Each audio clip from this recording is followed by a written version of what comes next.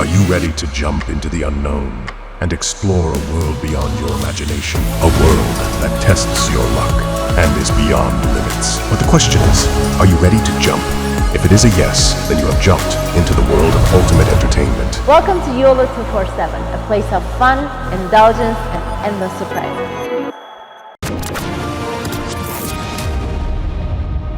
रवि सिंह लंगर लगाता है क्योंकि ये फ्रंट फेस है खालसा एड का काम कुछ और है। लोगों की मदद करना उसका काम नहीं है, उसका काम है पैसे की चोरी करना। ये पहला काम है, यानी कि अगर $1000 उसको मिलते हैं तो $100 का खिलाता है खाना और $900 डालता है अपनी जेब में। जय हिंद दोस्तों, मैं हूं मेजर गौरव आर्य और आप देख रहे हैं आज के ताजा तरीन समाचार। एनआईए ने कई डिस्ट्रिक्ट्स जो पंजाब में हैं उसमें रेड करी है और हरियाणा के एक डिस्ट्रिक्ट में रेड करी है खालिस्तानियों के खिलाफ। और उसमें यह पाया गया खासतौर से रवि सिंह जो खालसा एड का हेड है उसके खिलाफ काफी डिजिटल सबूत मिले हैं एनआईए की रेड में। और यह पता लगता है उस डिजिटल सबूतों से कि एक खास इकोसिस्टम है जो पंजाब और हरियाणा में चल रहा है। खास इकोसिस्टम, अंडरग्राउंड, चुपचाप ये इकोसिस्टम चल रहा है और खालिस्तानियों को सपोर्ट कर रहा है। अब देखिएगा Ravi Singh victim card play करेगा। देखिएगा, मैं आपको अभी बता रहा हूं, अगले 48 घंटे के अंदर मेरा प्रेडिक्शन है Ravi Singh victim card play करेगा। रवि सिंह बोलेगा हमारे साथ तो बहुत गलत हुआ, जबकि सच बात यह है कि रवि सिंह लंगर लगाता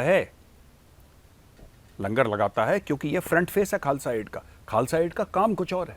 लोगों की मदद करना उसका काम नहीं है, उसका काम है पैसे की चोरी करना। यह पहला काम है, यानी कि अगर $1000 उसको मिलते हैं तो $100 का खिलाता है खाना और $900 डालता है अपनी जेब में और उससे अपने खर्चे चलाता है, अपनी अय्याशियां करता है और खालिस्तानी मूवमेंट को पैसे देता है। ठीक करा एनआईए ने जो करा, इनको बिल्कुल सेट कर दिया एनआईए ने। और इसी तरीके से मेरा आग्रह है सरकार से कि धीरे धीरे करके खालिस्तानियों की पूरी रीढ़ की हड्डी तोड़ दी जाए। अच्छा, शहबाज शरीफ ने फिर से भंड मार दिया। शहबाज शरीफ कहता है भारत के साथ दोस्ती होनी चाहिए। शहबाज शरीफ ये कहता है कि दोनों मुल्कों में 3 लड़ाइयां हुई हैं और तीनों लड़ाइयों में यह हुआ है कि साहब किसी ने कुछ पाया तो है नहीं, खोया ही खोया है। इससे क्या हुआ है? बेरोजगारी बढ़ी है, गरीबी बढ़ी है।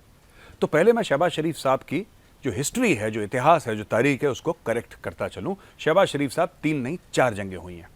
1947 और 48 में पहली जंग, 1965 में दूसरी, 71 में तीसरी और 1999 कारगिल में चौथी जंग। 4 की 4 जंगें आप हारे। तो आपने बोला जंग से हासिल क्या हुआ? पाकिस्तान को कुछ हासिल हुआ नहीं हुआ शहबाज शरीफ साहब, लेकिन इस दुनिया को एक नया मुल्क हासिल हुआ जिसका नाम है बांग्लादेश। और चारों जंग आपने शुरू करी। अच्छा, आप ये चाहते हैं कि भारत के साथ दोस्ती हो जाए। पहली बात तो यह, आप बात कर क्यों रहे हैं? आपकी सरकार और कितने दिन की है ये बताइए। पहले आपके पहले इमरान खान आए थे, इमरान खान ने बोला कि नहीं, भारत से बातचीत नहीं होनी चाहिए। आपने यानी कि पाकिस्तान की सरकार ने खुद ब खुद पूरी की पूरी बातचीत भारत से बंद कर दी। अब आप ये कह रहे हैं नहीं सर, बात होनी चाहिए, तो बात आप शुरू करना चाहते हैं। माना की बात शुरू हो गई, जो कि होगी नहीं, लेकिन माना की बात शुरू हो गई। फिर इमरान खान आएंगे, बोलेंगे फिर बात बंद कर दो। तो इंडिया में सबसे बड़ा कंफ्यूजन क्या है? इंडिया में सबसे बड़ा कंफ्यूजन ये है कि पाकिस्तान में अगर बात करें तो करें किससे। और ये कंफ्यूजन 75 साल से चलता चला आ रहा है और अब कंफ्यूजन जाके ये क्लियर हुआ है कि साहब बात किसी से भी नहीं करनी, ना आपसे, ना आपकी फौज से, ना आपकी आईएसआई से। अच्छा, आपने और बोला कि भारत और पाकिस्तान के बीच में जो मतभेद हैं वो दूर होने चाहिए और इसके बीच में पड़ेगा यूएई।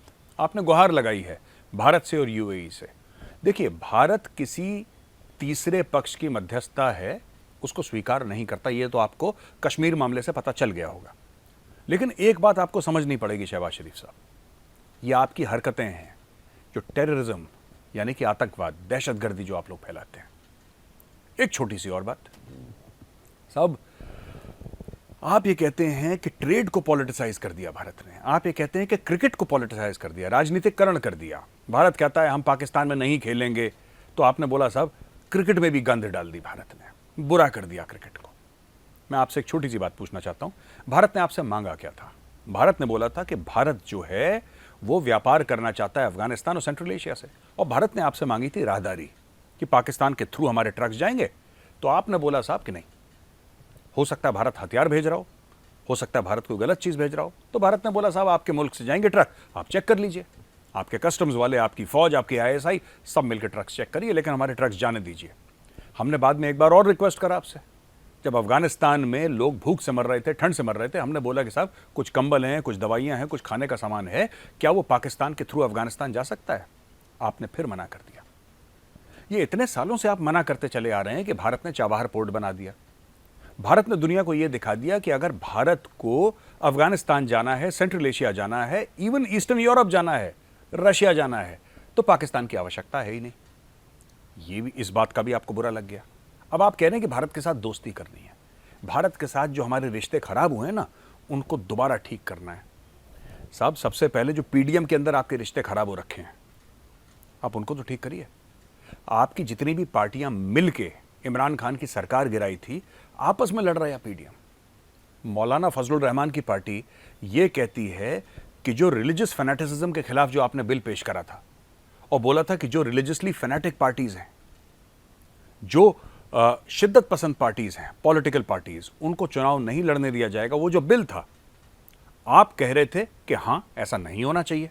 मौलाना फजलुर रहमान कह रहे हैं कि हां होना चाहिए।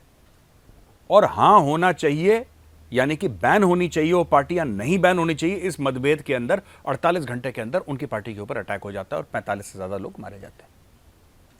तो आप पहले आपस में गठजोड़ कर लीजिए, आपस में बातचीत कर लीजिए, फिर जाके भारत को बीच में लाइए। तो दोस्तों, कैसा लगा आपको वीडियो आज का? अगर पसंद आया है तो लाइक का बटन जरूर दबाइए। मैं कल फिर मिलूंगा एक नए वीडियो के साथ। तब तक के लिए जय हिंद।